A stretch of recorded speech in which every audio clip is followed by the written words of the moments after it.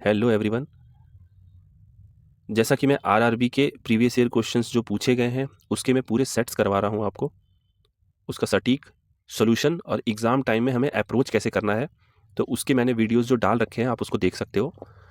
बाकी जो 100 क्वेश्चंस में से जीएस के क्वेश्चंस पूछे जाते हैं आरआरबी में और विभिन्न एग्ज़ामों में, जैसे एसएससी हुआ, बैंकिंग हुआ, तो उन सभी एग्ज़ामों में, यहाँ तक कि पीसीएस में भी जो भी क्वेश्चंस पूछे जाते हैं जीएस के, तो जीएस में हमारे हिस्ट्री, ज्योग्राफी, पॉलिटी, इन्वायरमेंट, ये सारे टॉपिक्स आ जाते हैं विषय।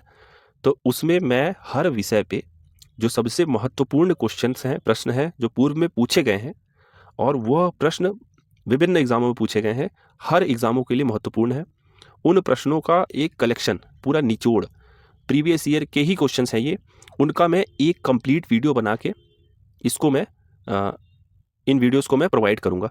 तो इतिहास सबसे महत्वपूर्ण हिस्सा है और सबसे महत्वपूर्ण विषय इसलिए है कि यहाँ से हर परीक्षाओं में इतिहास से प्रश्न पूछे जाते हैं। इतिहास कुल मिला के 3 भागों में विभाजित किया जा सकता है, प्राचीन, मध्यकालीन और आधुनिक। तो हम अक्सर मध्यकालीन भारत को छोड़ देते हैं क्योंकि वो काफ़ी लेंदी है, कठिन क्वेश्चंस पूछे जाते हैं। तो हमें क्या करना है कि छोड़ने के बजाय यदि आप इस एक वीडियो को देख लोगे तो इसमें मध्यकालीन भारत से जुड़े हुए विभिन्न परीक्षाओं में जो प्रश्न पूछे गए हैं, जो कि बहुत महत्वपूर्ण है, बार बार रिपीट होते हैं, वो उन्हीं क्वेश्चंस को बार बार पूछा जाता है या फिर उन क्वेश्चंस के इर्द गिर्द के हिस्सों को पूछा जाता है। ठीक है, तो इसीलिए यह वीडियो बहुत महत्वपूर्ण है। इसमें मैंने 100 क्वेश्चंस को रखा है। तो ये जो 100 क्वेश्चंस हैं ये रामबाण साबित होंगे किसी भी एग्जाम के लिए। ठीक है, तो शुरू करते हैं और इस वीडियो को आगे बढ़ाते हैं और उन सभी महत्वपूर्ण 100 प्रश्नों को जो मध्यकालीन भारत से संबंधित है उनको करते हैं एक ही वीडियो में। तो शुरू करते हैं 100 बहुत ही महत्वपूर्ण मध्यकालीन भारत के प्रश्न। पहला प्रश्न है, हुमायूंनामा किसने लिखा? हुमायूंनामा किसने लिखा? हुमायूंनामा गुलबदन बेगम। गुलबदन बेगम द्वारा हुमायूंनामा लिखा गया है। आरआरबी, एनटीपीसी में अभी रिसेंटली बहुत सारे सवाल पूछे गए थे, रिपीटेड सवाल एसएससी में पूछे गए थे, उसके बाद बहुत सारे वनडे एग्जामों में ये बार बार पूछे जाते हैं। दूसरा सवाल है, 738 एडी में किस राजा ने अरब से आने वाले आक्रमणकारी को पराजित किया था? तो इसका आंसर है प्रतिहरा वंश के राजा नागभट्ट। नागभट्ट द्वारा पराजित किया गया था अरब से जो आक्रमणकारी आए थे 738। तीसरा सवाल है, मध्यकालीन समय के किस शासक ने हिरण्यगर्भ धार्मिक कार्य कराया? हिरण्यगर्भ धार्मिक कार्य तो ये कराया था दंतिदुर्ग। दंतिदुर्ग जो कि राष्ट्रकूट वंश के राजा थे। चौथा क्वेश्चन है, मोहम्मद गौरी ने द्वितीय तराइन के युद्ध में किस पृथ्वीराज चौहान को हराया था? तो ये थे पृथ्वीराज तृतीय, पृथ्वीराज थर्ड। मतलब इसके पहले पृथ्वीराज नाम से 2 पृथ्वीराज पहले हो चुके थे, ये थे पृथ्वीराज तृतीय। अगला प्रश्न है, चोल वंश के अंतिम शासक कौन थे? चोल वंश ये दक्षिण भारत में हुए थे राजेंद्र तृतीय। ये भी सवाल कई बार पूछा गया है विभिन्न एग्जामों में। चोल वंश के अंतिम शासक थे राजेंद्र तृतीय। बढ़ते हैं अगले प्रश्न पे, प्रश्न संख्या 6। छठवां क्वेश्चन है, राणा कुंभा ने किसे हराकर चित्तौड़ में विजय स्तंभ बनवाया? तो ये आंसर है मोहम्मद खिलजी। मोहम्मद खिलजी, देखो खिलजी वंश का शासक था और ये हार चुका था राणा कुंभा से, और जब राणा कुंभा ने इसको हराया तो विजय स्तंभ बनाया था चित्तौड़गढ़ में। ठीक है, अगला प्रश्न है क्वेश्चन नंबर 7, गीत गोविंद किसके द्वारा लिखा गया है? गीत गोविंद जयदेव द्वारा लिखा गया है। 8th क्वेश्चन, कन्नौज के मौखरी वंश का संस्थापक कौन था? कन्नौज यूपी में जो कन्नौज है वहाँ का मौखरी वंश जो था उसका संस्थापक थे यज्ञवर्मन संस्थापक थे। 9वां क्वेश्चन है, गुलाम वंश का अंतिम शासक कौन था? तो गुलाम वंश कैकुआबाद। ये भी सवाल कई बार विभिन्न एग्जाम में पूछा गया है। गुलाम वंश का पहला शासक कौन था? तो ये था कुतुबुद्दीन ऐबक और अंतिम था कैकुआबाद। 10वां क्वेश्चन है 1303 में अलाउद्दीन खिलजी को हराने वाला राजा कौन था? प्रतापरुद्र द्वितीय। 1303 में अलाउद्दीन खिलजी को हराने वाला राजा कौन था? प्रतापरुद्र द्वितीय। ये था काकतीय वंश का शासक था। 11वां है दिल्ली सल्तनत के किस शासक को दूसरा अलेक्जेंडर, दिल्ली सल्तनत के किस शासक को दूसरा अलेक्जेंडर कहा जाता है? ठीक है, तो ये था अलाउद्दीन खिलजी। ठीक है, पद्मावती वाला जो पिक्चर है, जो मूवी है और जो उपन्यास लिखा गया है वो इसी से संबंधित है। 12वां क्वेश्चन है तुगलक वंश का अंतिम शासक कौन था? तुगलक वंश अंतिम था नसीरुद्दीन मोहम्मद शाह तुगलक।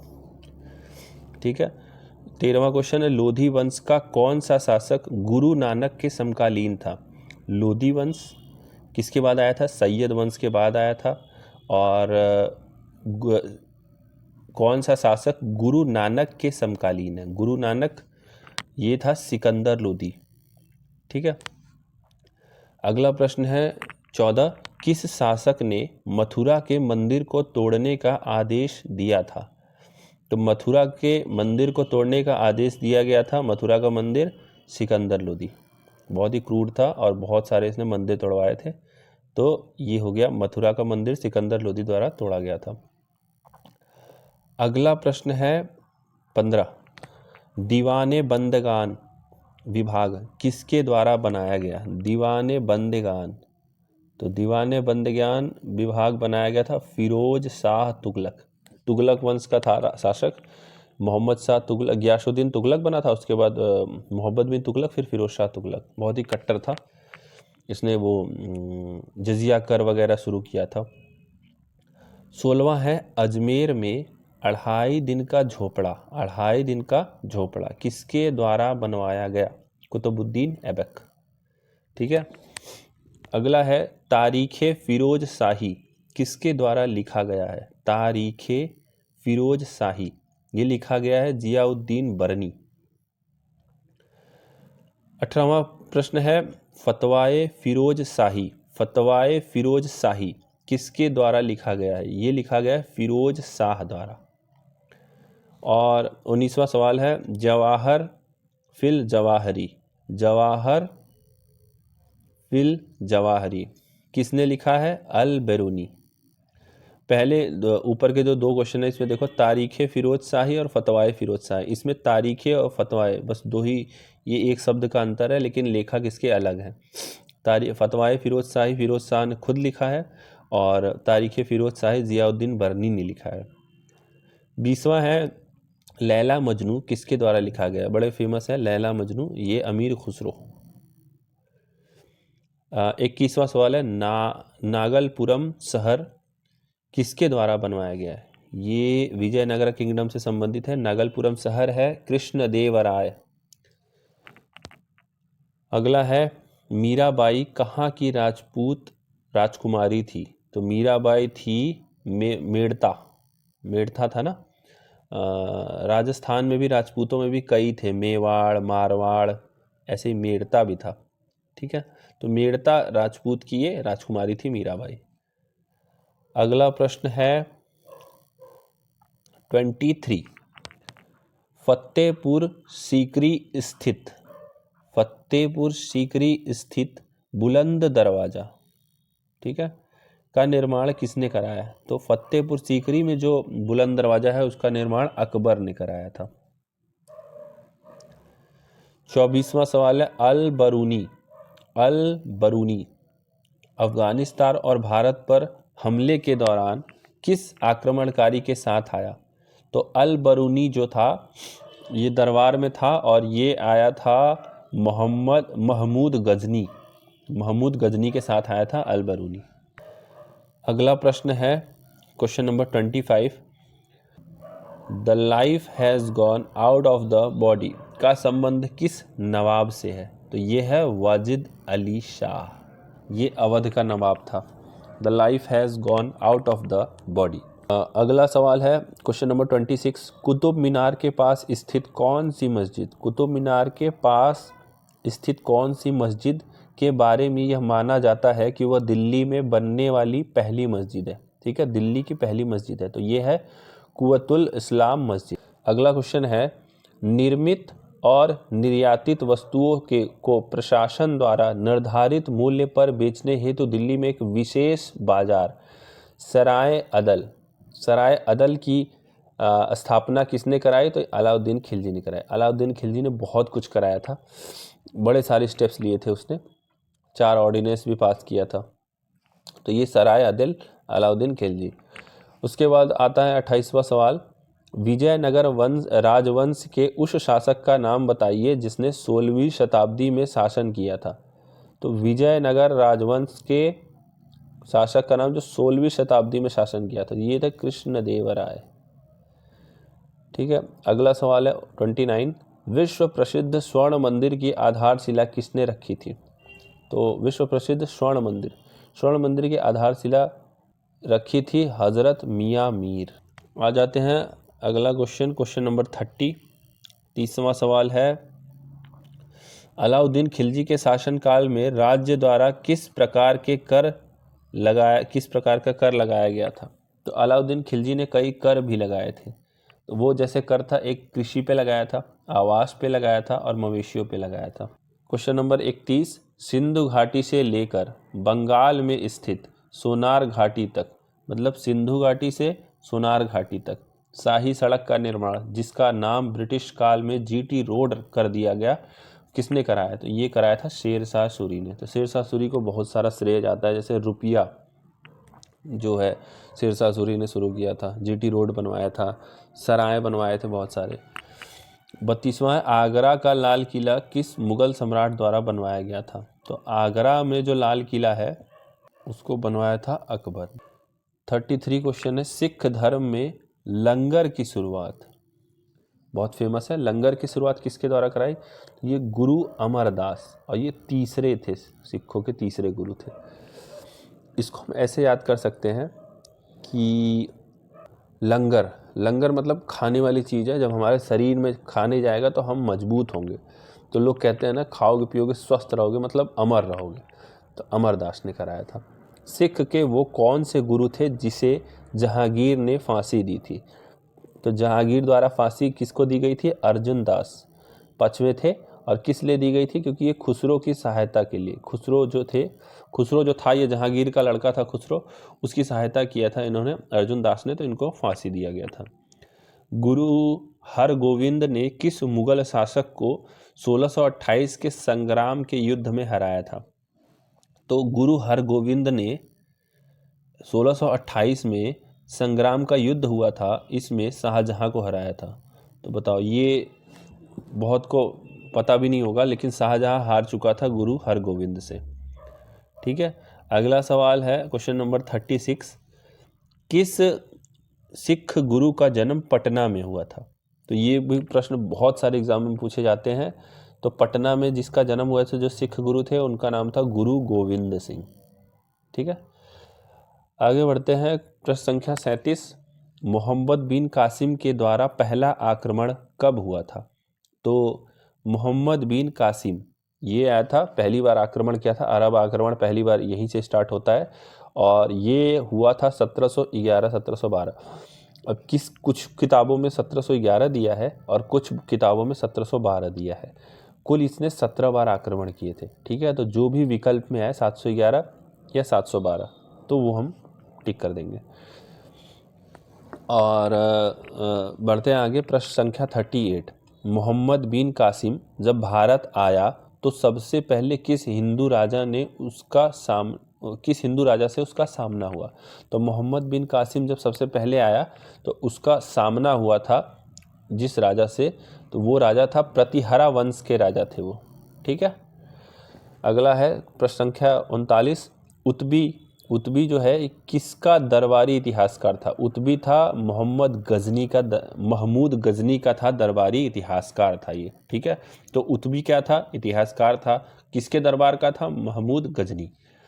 शाहनामा, शाहनामा किस लेखक द्वारा लिखा गया है? ये फिरदौई दलक है, फरदौसी। ठीक है। अल बरूनी, अल बरूनी द्वारा लिखी किताब का क्या नाम था?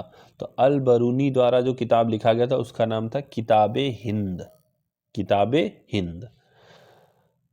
अहिलवारा के युद्ध, 42वां सवाल है, अहिलवारा के युद्ध में मोहम्मद गोरी किस हिंदू राजा से पराजित हुआ था?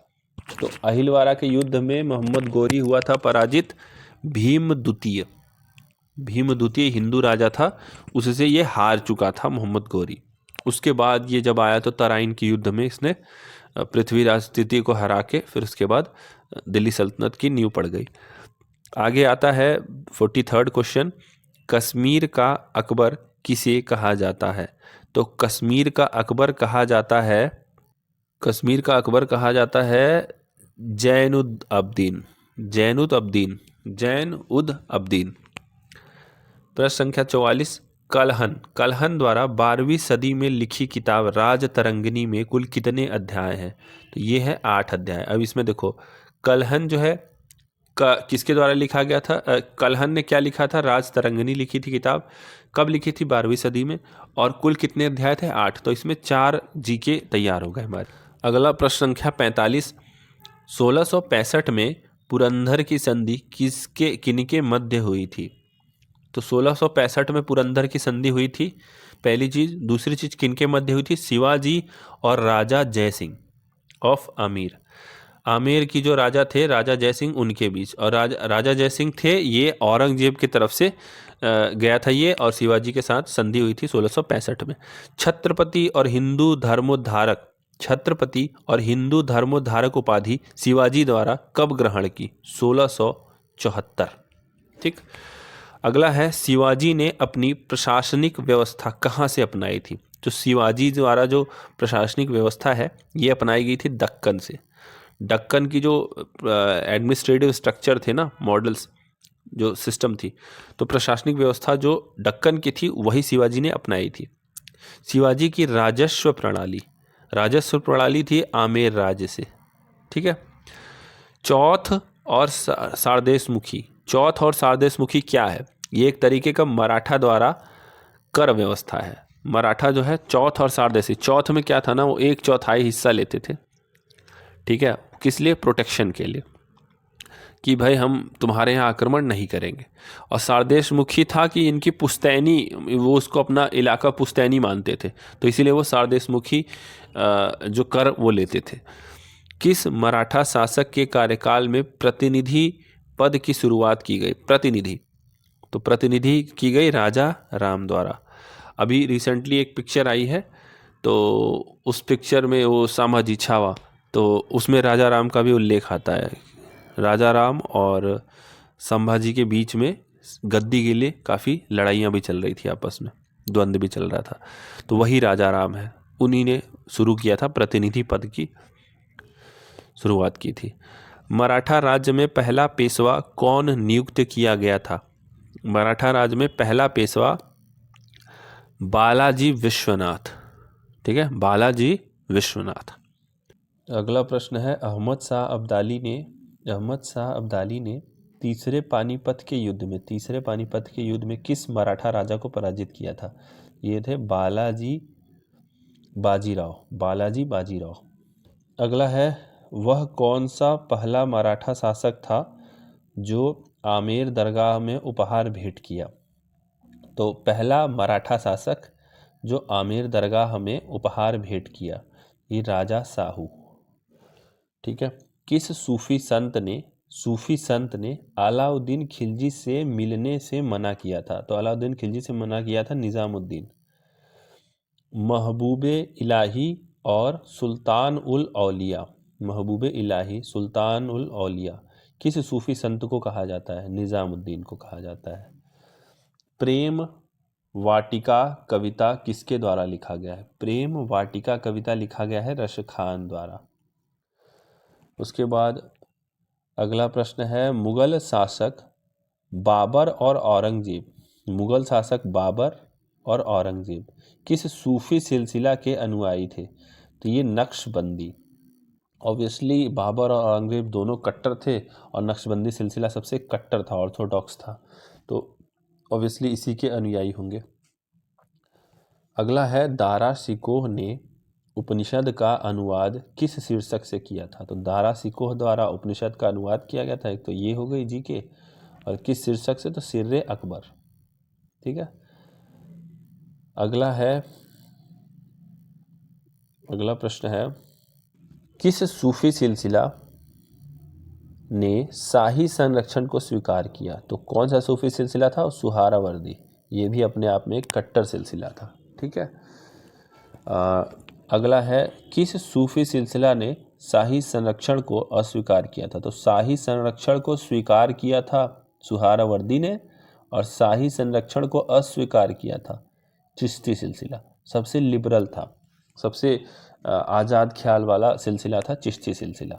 बाद में आगे चल के ये भी ऑर्थोडॉक्स कट्टर हो गया। कौन से सूफी संत चिरागे दिल्ली नाम से प्रसिद्ध है? चिरागे दिल्ली नाम से प्रसिद्ध है शेख नसीरुद्दीन महमूद। शेख नसीरुद्दीन महमूद। सूफी सिलसिला की शुरुआत कब से मानी जाती है?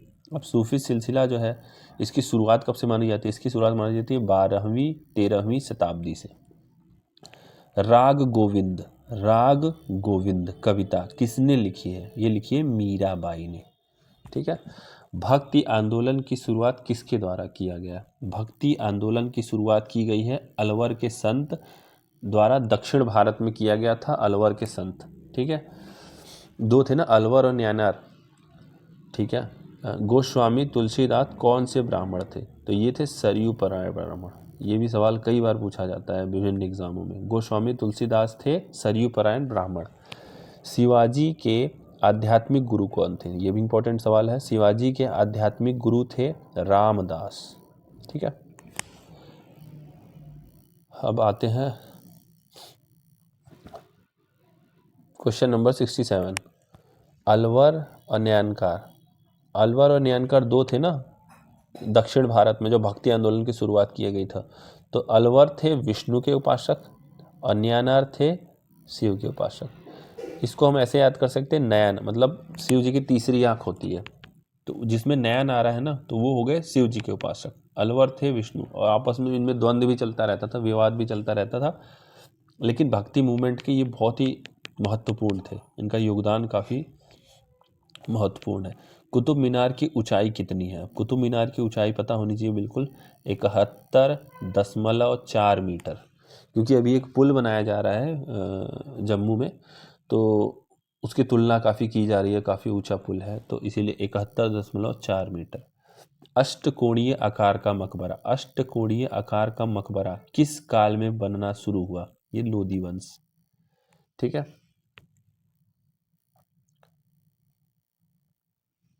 अगला प्रश्न है प्रश्न संख्या 70। अगला है 70। सितार की खोज का श्रेय किसे जाता है? सितार की खोज का श्रेय जाता है अमीर खुसरो। ठीक है। और खड़ी हिंदी का भी श्रेय जाता है अमीर खुसरो को। अमीर खुसरो का बहुत सारा योगदान है, इन्होंने काफ़ी जो है काम किया है, खड़ी बोली वगैरह। दशवंत और बसावन जैसे प्रसिद्ध चित्रकार किस मुगल शासक के दरबार से जुड़े थे? तो ये दशवंत और बसावन जुड़े थे अकबर से। ये क्या थे? चित्रकार थे। ठीक है। दूह अस्फहा सिंह अस्फहा ये प्रणाली किस मुगल शासक द्वारा शुरू की गई? तो ये जहांगीर द्वारा शुरू गई थी। क्या? दूह अस्फहा सिंह अस्फहा। हुमायूं का मकबरा किसके द्वारा बनवाया गया? हुमायूं का मकबरा बनवाया गया था हाजी बेगम द्वारा। ठीक है।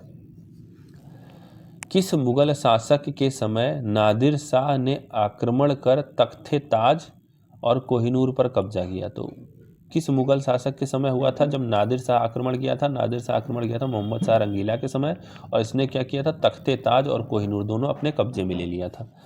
किस मुगल शासक को जिंदा पीर कहा जाता है?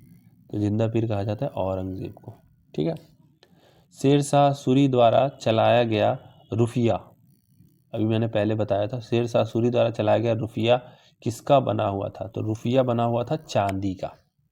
ठीक है, अगला आते हैं प्रश्न संख्या 77। अकबर के समय में लिखी पद्मावती, अकबर के समय में लिखी गई थी पद्मावती के लेखक कौन थे, तो ये थे मलिक मोहम्मद जैसी। और ये हमारे जो सूफी धारा है ना, सूफी काव्य धारा, उसके प्रवर्तक कवि भी हैं। मुगल सम्राट अकबर की ताजपोशी किस स्थान पर हुई थी, तो मुगल के जो सम्राट अकबर था उसकी ताजपोशी हुई थी कलनौर में। ठीक है, ये फैक्ट कई बार पूछे गए हैं लेकिन हमें कई बार नहीं पता होता है। तो अकबर की ताजपोशी कलनौर में हुआ था। अकबर द्वारा इबादत खाना का निर्माण कब कराया गया, तो अकबर द्वारा इबादत खाना का निर्माण कराया गया था 1575 में। ठीक है, सूफी संत सलीम चिश्ती के सम्मान में अकबर ने अपना दरबार आगरा से कहाँ स्थानांतरित किया था, तो सूफी संत सलीम चिश्ती के सम्मान में अकबर ने अपना दरबार स्थानांतरित किया था कहाँ, फतेहपुर सीकरी। ठीक है, मुमताज महल का असली नाम क्या है, ताजमहल बहुत फेमस है, उस किसके ऊपर बना है, मुमताज महल के ऊपर, लेकिन उनका असली नाम क्या था उसका, अर्जुमंद बानो। किस सूफी संत का लिखा आदि ग्रंथ में भी मिलता है, कौन से सूफी संत था जो कि जिसका कहा हुआ, जिसका लिखा हुआ, जिसकी वाणियाँ, जिसकी बात वो आदि ग्रंथ में भी पाई जाती हैं, तो ये था बाबा फरीद। तो बाबा फरीद मुस्लिम होके सूफी संत थे लेकिन उनका आदि ग्रंथ जो सिखों का है उसमें भी पाया जाता है। किताबे नौरस जिसमें कविता का संग्रह है, किताबे नौरस जिसके अंदर क्या है, कविता का संग्रह है, किसके द्वारा लिखा गया है, तो ये लिखा गया इब्राहिम आदिल शाह, दक्षिण भारत का था ये शासक इब्राहिम आदिल शाह, उसने लिखा है किताबे नौरस। अब गोल गुंबद किसने बनवाया था, तो गोल गुंबद बनवाया था मोहम्मद आदिल शाह ने। ठीक है, हैदराबाद शहर जिसे पूर्व में भाग्यनगर कहा जाता था, इसके निर्माण का श्रेय किसे जाता है, तो हैदराबाद शहर जिसे पूर्व में भाग्यनगर कहा जाता था, इसके निर्माण का श्रेय मोहम्मद कुली कुतुब शाह को जाता है। विजयनगर में कितने वंश का शासन चला था, तो विजयनगर किंगडम कहा तो जाता है विजयनगर साम्राज्य, लेकिन उसमें कितने वंश हुए थे, तो टोटल 4 वंश हुए थे। ठीक है, संगम, सालुव, तुलुव, अरबिडो, और ये हम कई बार ध्यान नहीं देते। तो ये जो था ना तुलुव, इसमें हुए थे कृष्णदेव राय, बहुत ही इंपॉर्टेंट है, उन्होंने कई कविताएं भी लिखी हैं, बहुत सारे अच्छे अच्छे काम किए हैं कृष्णदेव राय। ठीक है, तलीकोट का युद्ध 1565 में जो हुआ था वो किनके मध्य हुआ था, ये हुआ था रामराज और हुसैन निज़ाम शाह, रामराज और हुसैन निज़ाम शाह, और ये एक डिसाइडिंग युद्ध था, मतलब कि ये एक निर्णायक युद्ध था जिसमें विजयनगर साम्राज्य ही समाप्त हो जाता है। ठीक है, ये हुसैन निज़ाम शाह जीत जाता है और रामराज हार जाते हैं। विजयनगर के किस शासक को आंध्र पितामह भी कहा जाता है, कृष्णदेवराय। अभी मैंने ऊपर बताया ना, तुलुव जो वंश था उसके राजा थे ये कृष्णदेवराय, और कृष्णदेवराय को आंध्र भोज और आंध्र पितामह भी कहा जाता है।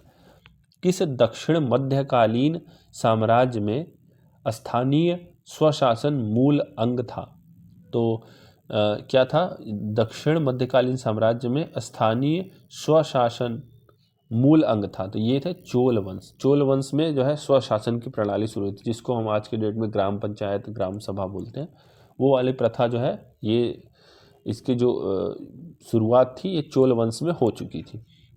अकबरनामा किताब किसके द्वारा लिखा गया है, तो अकबरनामा फेमस प्रश्न है, ये बहुत ही पॉपुलर है, जैसे अकबरनामा अबुल फजल ने लिखा था। ठीक है, अगला आते हैं क्वेश्चन नंबर 91।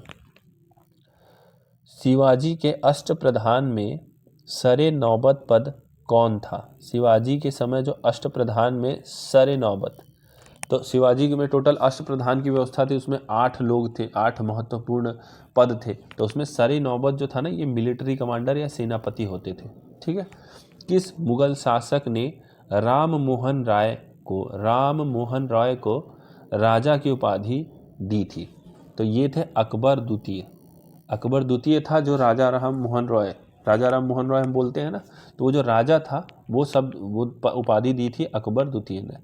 अभी अकबर द्वितीय का जो उल्लेख है ना, ये जो संभाजी की मूवी है छावा, उसमें भी आता है। जो औरंगजेब का जो लड़का था अकबर द्वितीय, उसको पनाह दी थी शामा ने। अहमद शाह अब्दाली का आक्रमण किसके शासन काल में हुआ था? ये हुआ था आलमगीर द्वितीय के शासन में। आते हैं रिमेनिंग क्वेश्चंस पे।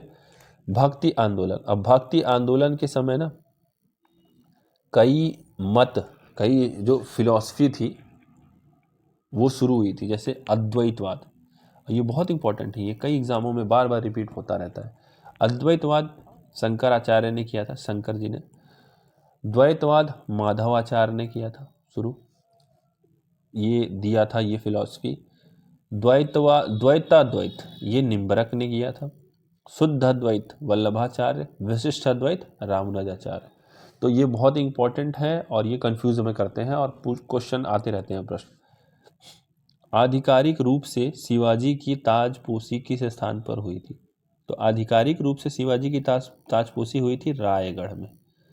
ठीक है, रायगढ़ इनका ताजपोशी का स्थान था।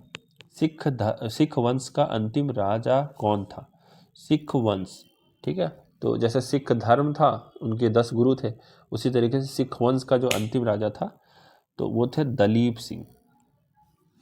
ठीक है, दलीप सिंह हो गए सिख वंश के अंतिम राजा।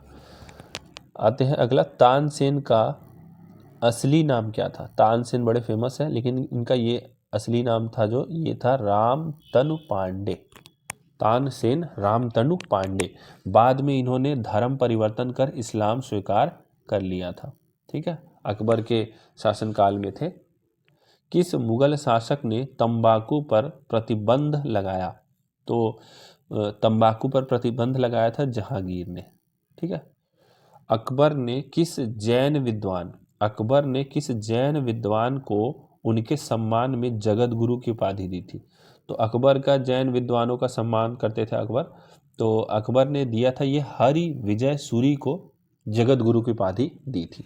अकबर द्वारा अपनाई गई मनसबदारी व्यवस्था, अकबर ने मनसबदारी जो व्यवस्था अपनाई थी ये कहाँ से ली थी? ठीक है, तो ये मंगोलिया से। मंगोलिया में पहले से ही मनसबदारी प्रथा चल रही थी, व्यवस्था, तो उसी को अकबर ने अपनाया था।